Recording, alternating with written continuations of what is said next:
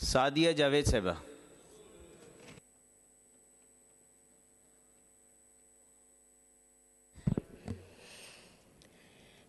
बिस्मिल्लाहिर्रहमानिर्रहीम।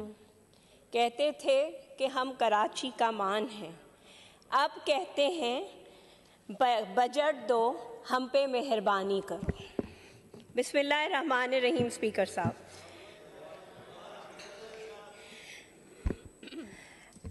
बजट सिर्फ आदाद व शुमार नहीं होता, बजट तरजीहात होता है। सिंध का ये budget Pakistan People's Party chairman Bilawal Bhutto Zardari के विजन के मुताबिक मुरतब किया गया है और अस्पताल, स्कूल, साफ पानी, रोज़गार पर सरमाया लगाना हुकूमतों का काम होता है, इख्तिदार बचाने के लिए नहीं होता।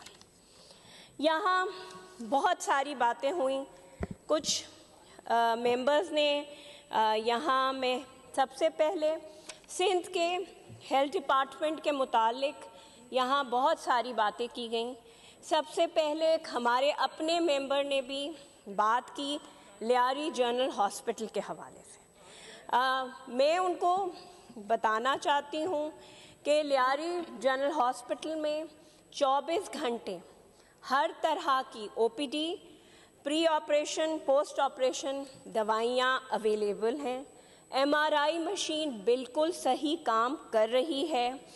सीटी स्कैन की मशीन जो है वो 3 महीने में हॉस्पिटल को हैंड ओवर कर दी जाएगी।